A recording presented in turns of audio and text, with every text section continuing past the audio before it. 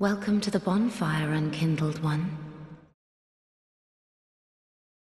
Hey there, my name is Alex, I am the Mont, and this is a preview for Dark Souls 3. I was lucky enough to attend a preview event up in London this past week, and I got to play the game for a couple of hours and see the first few levels and bosses of the game.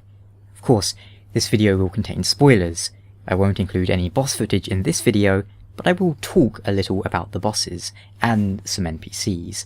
If you want to see the actual bosses, I'll include that in separate videos, which can likewise be avoided if you are so inclined. In this video though, I'll just talk a little about them. Sound good? Great, let's get started then. Oh, and of course, if you have any questions, do feel free to ask them down below in the comments. Bear in mind, I only saw the first 2 hours of the game, so I don't know everything. And just as a quick disclaimer, whilst near final, this was not a finished copy of the game, so there were a few glitches and bugs, mostly visual ones, nothing game-breaking like falling through the world, although that could have been fun. So, I had about 3 hours with the game, but I only needed 2 because I had seen more or less all that I was allowed to in those 2 hours. First up, I'll give you a quick rundown of that experience. Obviously, the game starts with the intro cutscene, which you can see on YouTube by itself, and then we make our character. The classes are about what you would expect from Dark Souls at this point, but with a few interesting new additions. The Knight is self-explanatory and probably what I'll be rolling with on my first playthrough. They have the highest strength and dex, which will work a treat for my quality character. The Mercenary is basically the Wanderer or the Swordsman, kind of desert-themed, and there are a few desert-themed items that makes me think there is going to be a desert level in Dark Souls, but, well, I digress. They have a scimitar and they're basically the dex character. Warrior this time is more akin to Bandit, and it's also the class I went with for the duration of my session, and I called them Dargrosity, because I know Darg likes barbarian axe mobility things. And he went Dargalicious on these bosses, did our Dargrosity. But yes, they start with an axe and they favour mobility and strength somewhat more than the Knight's defensive qualities. The Herald is an interesting one, nothing to do with the Emerald Herald. They're a bit like the Temple Knight from Demon's Souls. They are an offensive faith character, more a melee faith character, and more on that in a moment though. The Thief is the Thief, you know what to expect there. The next class though is super cool, the Assassin. Just as the Herald is a melee faith character, the Assassin is a melee intelligence character, a spellblade who starts with an S-stock and the Spook spell that works like a combo of Hush and Full Control. They also have really cool looking gear, like really cool. I want to start with them just so I can get that chest piece. They remind me very much of the Royal from Demon's Souls, who likewise started with a thrusting sword and some magic. Next up, the Sorcerer. Self-explanatory, they have nice robes. Pyromancer, again, self-explanatory, it also has nice robes, although very ragged. And they start with a hand axe, just as usual. The Cleric looks funny in baby blue robes, but they have that kind of distinct Dark Souls Cleric look for them. Watch out for patches, I guess, you filthy Cleric. And finally we have the Deprived, who is a naked person with a club. Nice. Once you're done with that, you can choose a starting gift. I went with the Life Ring, which actually seems to have the proper description this time. It just gives you more health. Doesn't regenerate it. But one nice option seems to be the Fire Gem, which is essentially like a fire stone from Dark Souls 2. It's a way to infuse your weapon to fire damage. But following that, your character awakens in a grave and climbs out. That's where the game starts, in a graveyard. From here, it's a short trek to the first boss, Udix Gundyr. I think that's how you pronounce it. And Udix essentially meaning judge. He's judging us worthy. He's a fairly straightforward boss, and I think a good comparison would be Dragon Rider from Dark Souls 2, although a little harder, and he does have a trick up his sleeve, although Dargrosity did not give him time to use said trick. After defeating him, we end up in, spoilers, Firelink Shrine. Is it the Firelink Shrine from Dark Souls 1? I don't think so, but it is a Firelink Shrine, and in this very Demon's Souls Nexus looking area we meet several NPCs. First up, the new level up lady. I'm fairly certain she isn't voiced by the doll/maiden, or indeed by Shanalot, so we've got a new voice on our hands. But she very interestingly says, "Touch the darkness inside me." A throwback to the maiden's "Touch the demon inside me" line. We also have the Crestfallen once again, who remarks on how we should be in awe of the Lords of Cinder, not even worthy to lick their boots. And situated on one of the mighty thrones decorating the chamber, we have one of the Lords of Cinder, the diminutive Ludlith. He once linked the fire despite his tiny form. That is to say, presumably he achieved what we have achieved in Dark Souls 1 and 2, or, well, could have achieved. He's proud of this, and proud of his eventual fate, to burn along with the other Lords of Cinder as kindling to link the flame. Oh, and the other Lords of Cinder? We have to gather them back to Firelink Shrine, so, as mentioned, we can burn them as kindling. And they are Yorn of the Profaned Capital, the Watchers of the Abyss, Saint Aldrich of the Deep, and last of all, Holy King Lothric, last hope of his line. Oh, and Ludlith also serves as the character we'll speak to when we wish to obtain boss souls, kind of like, you know, Strayed in Dark Souls 2, or Ornifex the Harpy Lady. We have two more characters in Firelink that I found, although it's possible there's more and I missed them. There's Andre the Blacksmith, Gwyn's firstborn confirmed. Nah, just joking. But it's nice to see him back either way. He'll upgrade our weapons as well as infuse them, Dark Souls 2 style.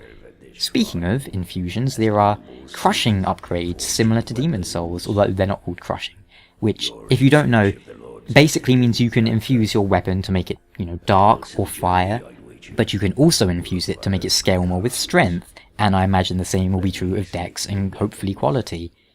The only upgrade I went with was raw, as I figured the short-term benefit would be just fine for me in this limited time. Andre is also the character we need to hand Estus Flask shards over to this time around, and he'll also set our Estus allotment. So let's say you have 4 Estus, you can split them in any way you choose between Healing Estus and Ash Estus. Ashtus. That recovers your magic, your FP. Personally, I went with full health Estus as I wasn't really using magic or weapon arts very much, but I mean you could balance them either way, which is, it's nice. I like that they let you do that. The last character was a merchant lady who somewhat resembled one of the Firekeeper hags from Dark Souls 2. You can find items out in the world to give her that will also increase her stock. I also found 2 characters out in the game world who, upon talking to, teleported in a puff of smoke, presumably back to Firelink Shrine, to teach me sorcery and pyromancy. But one of them was trapped in a cage, which made me a little suspicious. Yurt, Lothric. But yes, outside of Firelink Shrine was a half-naked guy with an Uchi katana. Killing him netted me the Uchi.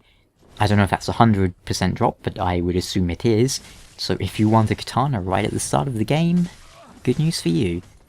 You can also acquire a 100% block shield seconds into the game, the Stone Palmer, about 15 seconds away from where you start actually, and the katana man, you can punt him off the edge for an easy kill and then reload to get his items, so if you are wondering if you can knock people off ledges and then still get their items, yes you can. So from Firelink, something a little disappointing then happens, and I'm going to mention it again a little later on too. We basically teleport from Firelink up to the High Wall of Lothric. Is that a problem?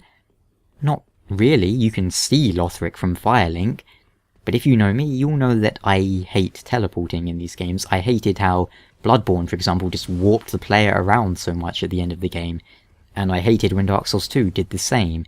I don't mind being able to warp from bonfire to bonfire, but I don't like warping to a new area. Does that make sense? Well, it's not a deal breaker at any rate. As for the High Wall, it was very much the same as the network test, only with items swapped around obviously. I rushed through the area somewhat as I'd already explored it extensively in the network test. And down at the bottom, where the Dancer of the Frigid Valley was in the network test, I instead encountered High Priest Emma, nice, who gave me a banner, and much to my surprise and momentary horror, a boss in a location I really didn't expect there to be a boss. Unfortunately for the boss, I beat them on my first attempt, but oh man was my heart pounding, it was pretty close. It was very tense, and I'll have a separate video for that, which you can watch if you don't mind boss spoilers. But although I beat it on my first attempt, I don't think it was like super easy or anything.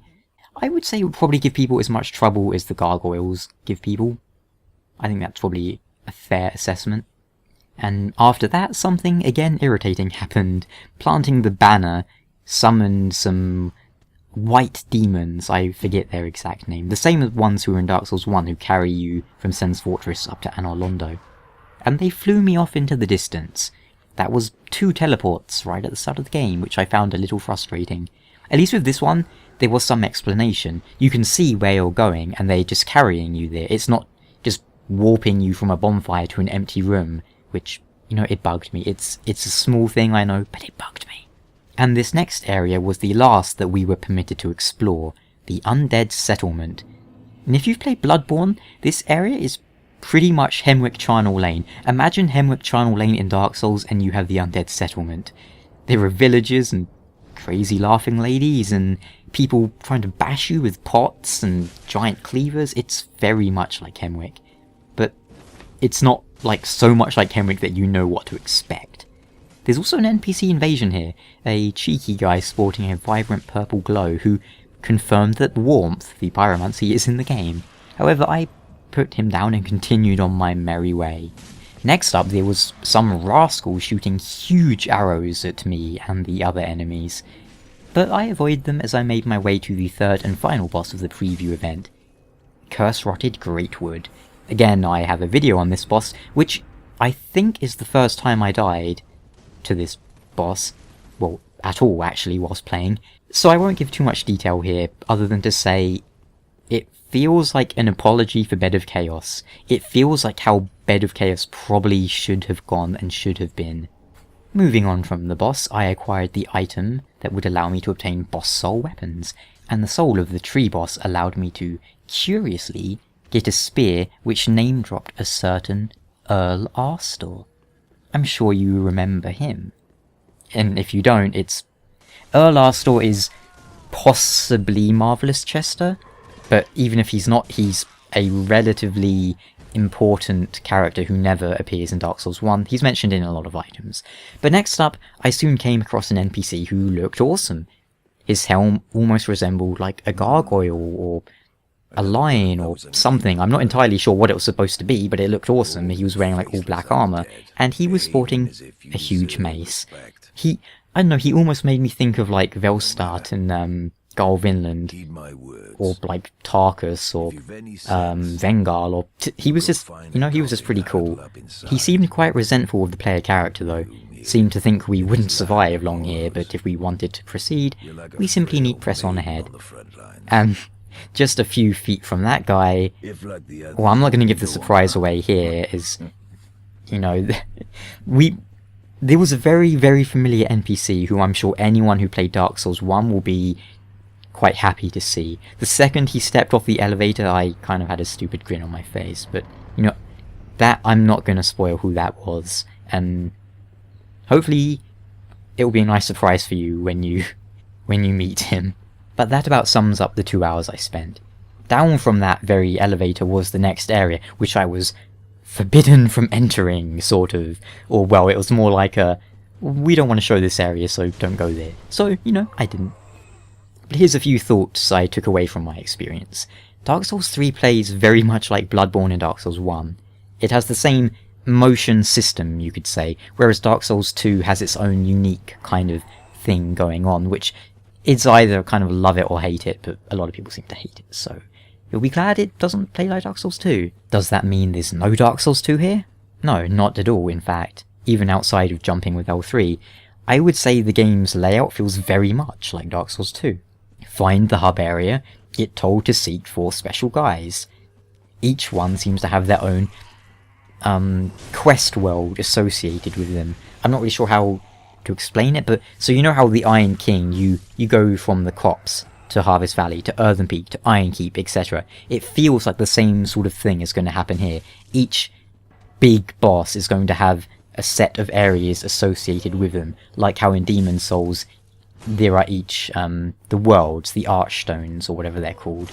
but I didn't feel like there were multiple paths to take, so maybe the game will be linear for the first half, like Dark Souls 1, whereas Dark Souls 2 was linear for the second half. At this point I can't really say, as I only saw the first 3 areas, but I did feel a lot of Dark Souls 2 in the game, in a good way, not in a oh no, why is this castle floating in the sky way. It feels like they are taking all the best parts, aggregating all the best parts of Demon Souls, Dark Souls 1 and 2, and Bloodborne to give us a fitting end to the Dark Souls trilogy. I can only hope that is the case, but so far everything seems good. The game felt tight and satisfying, and I don't think I was exasperated too much when playing. There were a few moments of gravity jump derping, but I'm used to that by now. And there were like one in particular moment, maybe 2, where I felt like I got stuck in the terrain a bit, and I looked the camera around like, what am I stuck on? And to like run out. Fortunately it didn't get me killed though. But none of the enemies felt like stupid or frustrating or made me feel like really, you know? Although another person at the same event, he was getting a little more colourful with his language, but I think that was just, you know, that was just Dark Souls for you. Yeah. And having 10 people playing Dark Souls in one room, by the way, makes that room very, very warm, shall we say. How about weapons and armour, though? I found 2 pieces of the Lothric Knight gear, so I can imagine you can farm those enemies for it. I found the Stone Palmer, the Eagle Kite Shield, and one that I actually forgot to check out, but because it was in the boss area, something like a wooden War God shield, I believe. Oh, and the Caduceus round shield thing, and a few more. But you're probably more interested in the weapons, and well, it feels like almost every weapon I found was more dexterity based. I found the Uchigatana, hand axe, great scythe, a wooden hammer, broadsword, rapier, mailbreaker, and the lucerne. I also obtained a neat wooden kinda spear from the boss soul that looked nice. Oh, there are weapons that inflict the frost status effect, and the great scythe had a super cool weapon art. I don't think I found any full armor sets, save for the cleric starting set, which I found near the 3rd boss, but it's entirely possible that I missed stuff, as, you know, I wasn't playing like I would be playing if I was playing at home, you know? I was playing to try and see the bosses, mostly, and see as much new stuff as I could. Anything I disliked? Well, the teleporting aspect, which is very subjective complaint of, well, me specifically. It probably isn't going to bother 99% of people who play. I think that was honestly about it. The sound mixing was kind of bad, but I think that was either the headset I was wearing or how the game's audio had been configured. I didn't spend any time really looking at that though. Considering it's never been an issue in Dark Souls before, or Bloodborne or anything, I imagine it was just that specific scenario. Performance-wise, I noticed a few hitches very infrequently, but I never noticed the frame rate dropping. That isn't to say it didn't drop, but rather that I never noticed it. It never proved detrimental. There was never like a blight down moment of going, oh, why is the game doing this to me? It was playing on PS4 and seemed to be running at 1080p. I can't really know for certain, but it was definitely 30 frames per second and not 60, but I think we were kind of all expecting that. Loading times were... The loading times were not like Bloodborne at launch, shall we say, so they were pretty much fine. It's kind of hard to judge whether they were too long, because I was kind of trying to write down the item descriptions on the loading screen, so if anything they were too short for me, but I'd say they're probably equivalent to how Bloodborne is now, so like fine, pretty much. And of course they'll be like super fast on PC, and I imagine it will be 60 frames per second on PC. I don't know for certain, but even if it like plays at 30, you'll probably be able to unlock it with like a DS fix, but again, that's purely speculation. That about covers it though. Should you have any questions, please ask them down below, and I'll have separate commentary-free videos on the first 3 bosses coming up over the next few days. Thank you so much for watching, and I'll see you soon with more Dark Souls 3. Most wise. A chance encounter should not be squandered.